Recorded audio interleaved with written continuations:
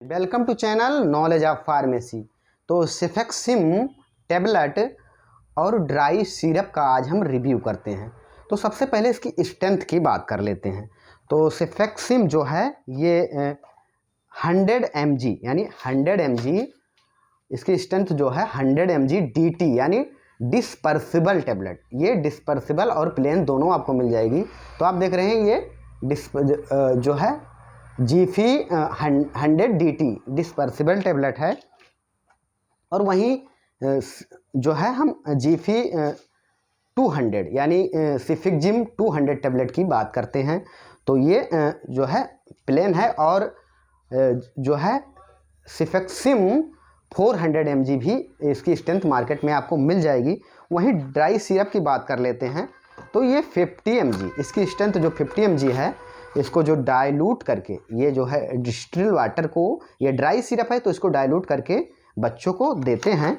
और ये जो 100 mg है ये भी इसी तरीके से है। तो अब इसके इंट्रोडक्शन की बात कर लेते हैं। तो ये बीटा लैक्टम एंटीबायोटिक्स है।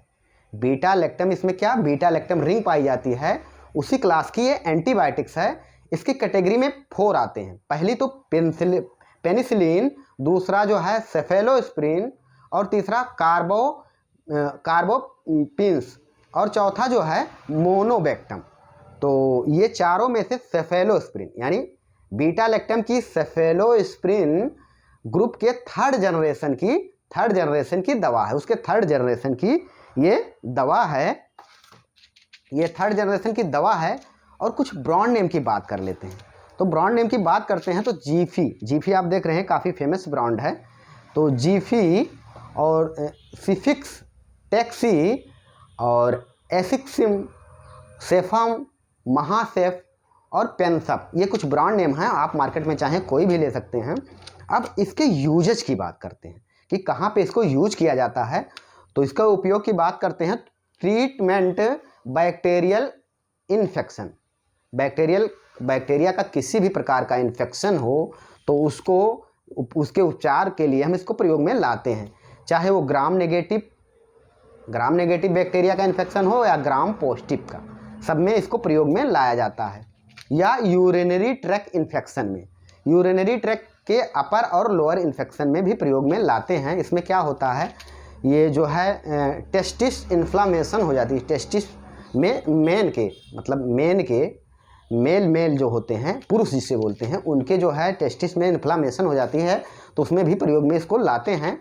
और फीमेल जो हैं महिलाएं, उनके वजाइना से जब डिस्चार्ज होता है, डिस्चार्ज में भी प्रयोग में इसको लाया जाता है। तो ये इसको यूरिनरी, क्योंकि ये बैक्टीरिया की वजह से होता है, तब इसमें इसको प्रयोग में लाया जाता है। और डायरिया के कंडीशन में भी इसको प्रयोग में लाते हैं। और एंट्रिक फीवर, क्योंकि डायरिया का भी बैक्टीरियल का इन्फेक्शन होता है, तो उसमें भी प्रयोग में लाते हैं।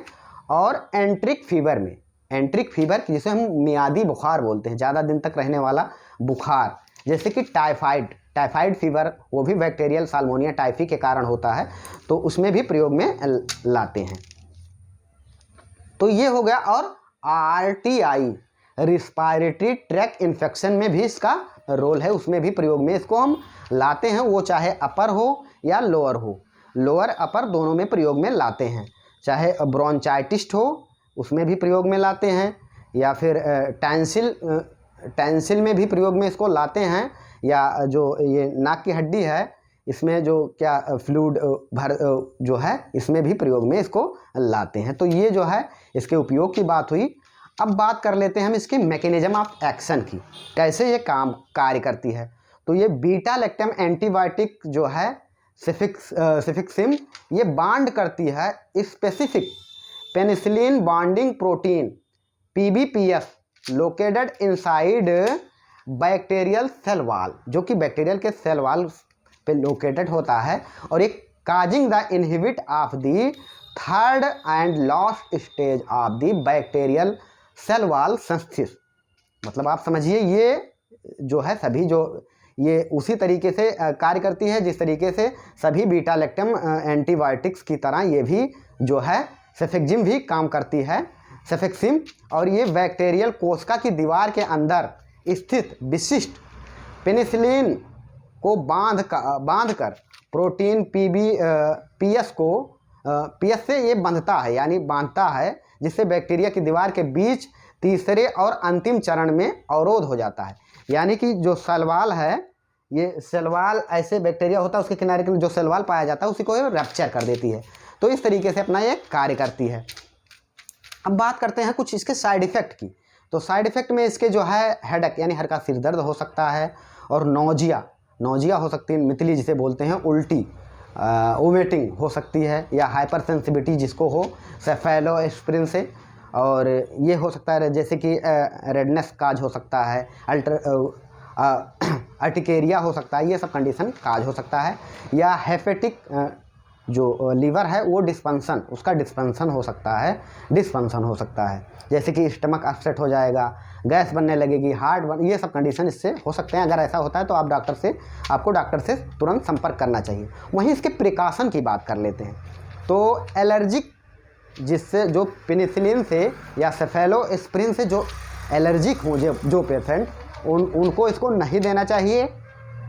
या प्रेगनेंसी में दिया जाता है, बट जो है किडनी या लीवर का जिसको डिजीज हो या प्रेगनेंसी हो, वो डॉक्टर से कंसल्ट करके ही लेना चाहिए, यानी डॉक्टर अगर दें तो लेना चाहिए। वहीं डोजेज की बात कर लेते हैं। तो ये जो है डोज इसका एडल्ट का 200 mg BD है, यानी दोनों टाइम सुबह शाम 200 mg दिया जा सकता है। वहीं 400 mg आपको OD देना है, सिंगल टाइम 24 घंटे में एक बार। ये डोज आप 7 दिन या फिर 7 डेज 14 डेज, या अगर टाइफाइड फीवर है तो 21 डेज तक डॉक्टर जो है अपने अकॉर्डिंग प्रिस्क्राइब करते हैं। वहीं चाइल्ड की बात कर लेते हैं।